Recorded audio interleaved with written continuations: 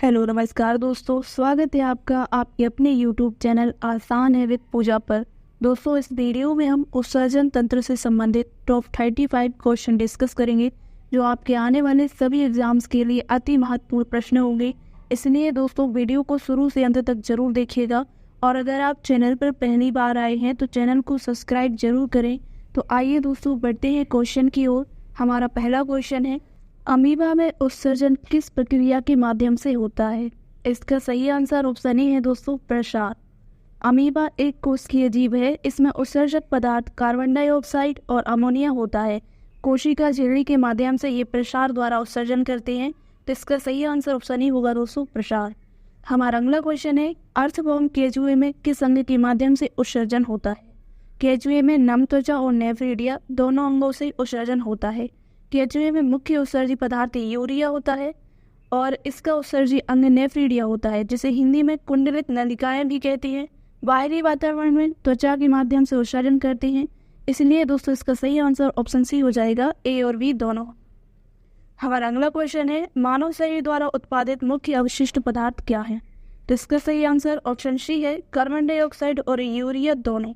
हमारा अगला क्वेश्चन है, मानव शरीर से कार्बन डाइऑक्साइड को निकालने के लिए कौन सा अंग जिम्मेदार है? तो इसका सही आंसर ऑप्शन बी है, फेफड़े।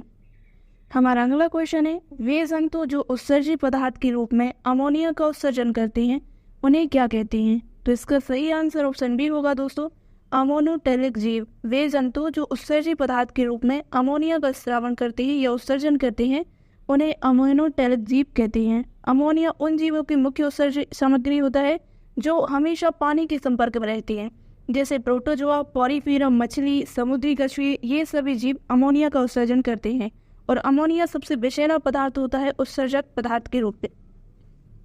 हमारा अगला क्वेश्चन है, वे जंतु जिनका उत्सर्जी पदार्थ यूरिया होता है उन्हें क्या कहते हैं? तो इसका सही आंसर होगा ऑप्शन सी, यूरियोटेलिक जीव। वे जंतु जो उत्सर्जी पदार्थ के रूप में यूरिया का स्रावण या उत्सर्जन करते हैं उन्हें यूरियोटेलिक जीव कहते हैं। इसके अंतर्गत स्तनधारी और मनुष्य दोनों आते हैं, जैसे कुत्ता, बिल्ली, बंदर इसी के अंतर्गत आते हैं। हमारा अगला क्वेश्चन है, यूरिक अम्ल उत्सर्जित करने वाले जीवों को क्या कहते हैं? यूरिक अम्ल उत्सर्जित करने वाले जीवों को यूरिकोटेलिक जीव कहती हैं। इसका सही आंसर दोस्तों ऑप्शन ए हो जाएगा, यूरियोटेलिक जीव।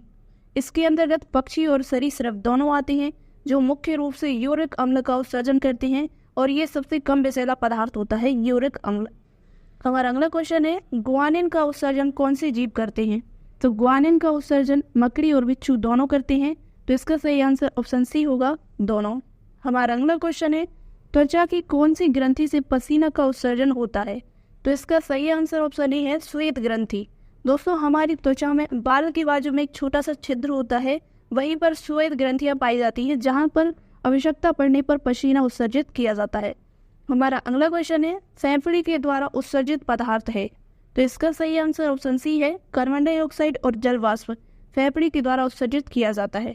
हमारा अगला क्वेश्चन है, मानव का मुख्य उत्सर्जी अंग कौन सा है? तो मानव का मुख्य उत्सर्जी अंग है वृक्क, फेफड़ा, यकृत। इसका सही आंसर ऑप्शन डी हो जाएगा, उपरोक्त सभी। इसके अलावा त्वचा भी मानव का मुख्य उत्सर्जी अंग है, तो इन सभी के नाम आप जरूर याद रखिएगा। हमारा अगला क्वेश्चन है, वृक्क की किडनी के चारों ओर कौन सी झिल्ली पाई जाती है? इसका सही आंसर ऑप्शन ए है, पेरिटोनियम झिल्ली। दोस्तों, वृक्क की जो हमारी किडनी है इसके चारों तरफ एक आवरण होता है, एक झिल्ली का आवरण होता है जिसे पेरिटोनियम झिल्ली कहते हैं, तो इसे याद रखिएगा, इंपोर्टेंट क्वेश्चन है। हमारा अगला क्वेश्चन है, प्रत्येक किडनी का वजन लगभग कितना होता है? तो इसका सही आंसर ऑप्शन सी है, 140 से 180 ग्राम वजन होता है प्रत्येक किडनी का। हमारा अगला क्वेश्चन है, वृक्क किडनी को कितने भागों में विभाजित किया गया है? तो वृक्क किडनी को 2 भागों में विभाजित किया गया है, कॉर्टेक्स और मेंडुला। आप चित्र में देख सकते हैं दोस्तों, कॉर्टेक्स किडनी का बाहरी भाग है जबकि मेंडुला किडनी का आंतरिक भाग है, याद रखिएगा। चलिए, हमारा अगला क्वेश्चन है, वृक्क की कार्यात्मक एवं संरचनात्मक इकाई को क्या कहते हैं?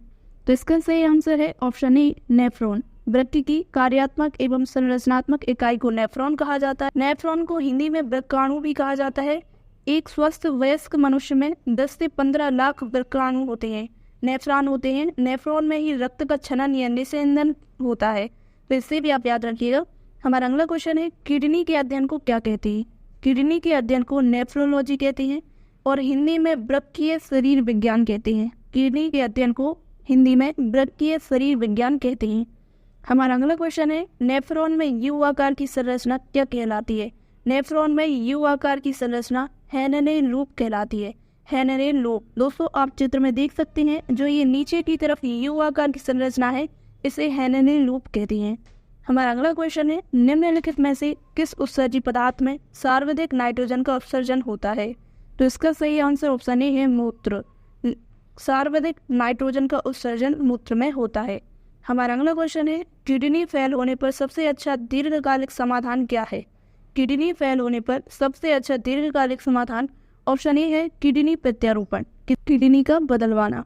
तो इसका सही आंसर दोस्तों ऑप्शन ए हो जाएगा किडनी प्रत्यारोपण। हमारा अगला क्वेश्चन है, यूरिन का रंग पीला किस कारण होता है? यूरिन का रंग पीला किस कारण होता है? इसका सही आंसर ऑप्शन बी है यूरोक्रोम। यूरोक्रोम के कारण ही यूरिन का रंग पीला होता है। हमारा अगला क्वेश्चन है, मूत्र का फिल्ट्रेशन या छनन कहाँ होता है? तो मूत्र का फिल्ट्रेशन या छनन बाउमन संपुट में होता है। आप चित्र में देख सकते हैं बाउमन संपुट की संरचना को, और इसका सही आंसर ऑप्शन ए और बी दोनों हो जाएगा दोस्तों, क्योंकि नेफ्रॉन के अंतर्गत ही बाउमन संपुट आता है। तो इसका सही आंसर ऑप्शन ए और बी दोनों हो जाएगा। हमारा अगला क्वेश्चन है, नेफ्रॉन में सबसे पहले किस भाग द्वारा रक्त को छाना जाता है? नेफ्रॉन में सबसे पहले किस भाग द्वारा रक्त को छाना जाता है? तो इसका सही आंसर ऑप्शन बी हो जाएगा केशिका गुच्छ। दोस्तों रक्त का छनन या निस्यंदन नेफ्रॉन में 3 स्तरों से होकर गुजरता है। पहला स्तर होता है केशिका गुच्छ, तो इसका सही आंसर ऑप्शन बी है केशिका गुच्छ, जहाँ से रक्त का निस्यंदन शुरू होता है। रक्त के छनन की प्रक्रिया कहाँ से शुरू होती है? किडनी से होती है, और किडनी में ही 15 से 20 लाख नेफ्रॉन पाए जाते हैं, और इन्हीं नेफ्रॉन में 3 स्तर में हमारा रक्त छनता है। तो ये याद रखिए दोस्तों, महत्वपूर्ण क्वेश्चन है। हमारा अगला क्वेश्चन है, मूत्र का पीएच मान कौन नियंत्रित करता है? तो इसका सही आंसर है दोस्तों ऑप्शन ए समीपस्थ संबलित नलिका। दोस्तों इस पर 2 प्रकार की नलिकाएं होती है, जो हमारा नेफ्रॉन है यहीं पर पीएच मान का नियंत्रण होता है। इसमें 2 प्रकार की नलिकाएं होती हैं। तो एक नलिका का नाम होता है समीपस्थ संबलित नलिका, जिसे पीसीटी कहते हैं। पीसीटी का फुल फॉर्म भी लिखा है प्रोविनल इन्वेंशन ट्यूब। दोस्तों इस पीसीटी के द्वारा ही मूत्र का पीएच मान नियंत्रित होता है। हमारा अगला क्वेश्चन है, हमारी किडनी प्रति मिनट में औसतन कितना ब्लड फिल्टर करती है? तो इसका सही आंसर है ऑप्शन ए 125 मिली। हमारी किडनी प्रति मिनट में औसतन कितना ब्लड फिल्टर करती है? तो 125 मिली ब्लड को फिल्टर करती है।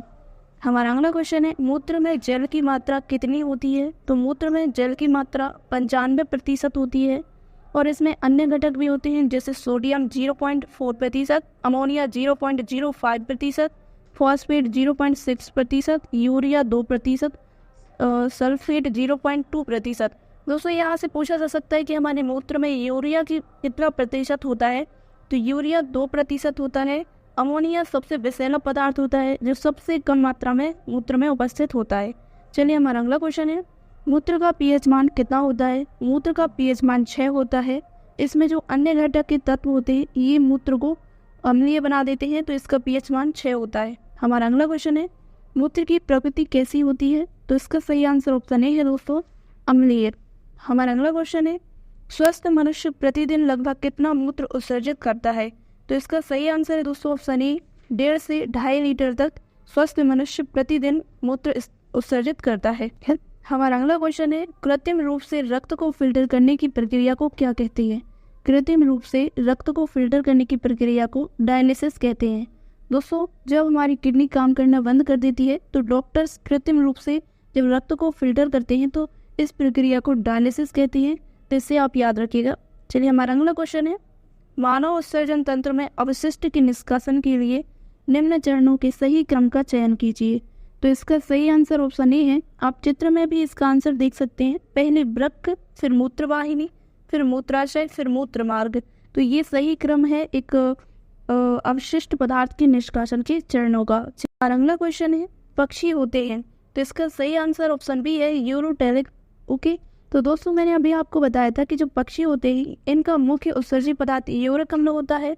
पक्षी के साथ सरीसृप का भी यूरिक अम्ल ही होता है उत्सर्जित पदार्थ, तो इन्हें यूरोटेलिक कहा जाता है। तो इसका सही आंसर ऑप्शन बी होगा यूरोटेलिक। हमारा अगला क्वेश्चन है, यूरिया का निर्माण कहाँ होता है? तो यूरिया का निर्माण यकृत में होता है। तो इसका सही आंसर ऑप्शन बी होगा दोस्तों, यकृत।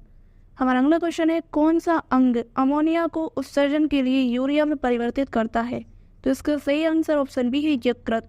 दोस्तों अमोनिया एक बहुत विषैला पदार्थ होता है जिसे उत्सर्जन के लिए यूरिया में परिवर्तित किया जाता है हमारे शरीर के यकृत द्वारा। तो इसका सही आंसर ऑप्शन बी होगा, यकृत। हमारा अगला क्वेश्चन है, हेयर पिन जैसी संरचना जो नेफ्रॉन का एक भाग है वह होती है? तो इसका सही आंसर हेनेलिन लूप है। दोस्तों हेनेलिन लूप हेयर पिन जो हम बालों में पिन लगाते हैं उसी आकार का होता है। ये क्वेश्चन पूछा गया है दोस्तों, ये महत्वपूर्ण क्वेश्चन है। तो हेयर पिन की जो संरचना होती है नेफ्रॉन की संरचना से मिलती जुलती है, तो इस तरह से इस प्रश्न को पूछा गया और इस संरचना को हेनेलिन लूप कहा जाता है। तो ये था आज का हमारा आखिरी क्वेश्चन। दोस्तों इस वीडियो से रिलेटेड आपका कोई भी प्रश्न हो आप कमेंट कर सकते हैं, और अगर आप चैनल पर नए हैं तो चैनल को सब्सक्राइब करना ना भूलेगा और वीडियो को लाइक करना भी मत भूलेगा। अब हमारा अगला जो टॉपिक है वो है श्वसन तंत्र, जिसका वीडियो कल अपलोड हो जाएगा। जब तक के लिए आप चैनल को सब्सक्राइब जरूर कर दीजिए।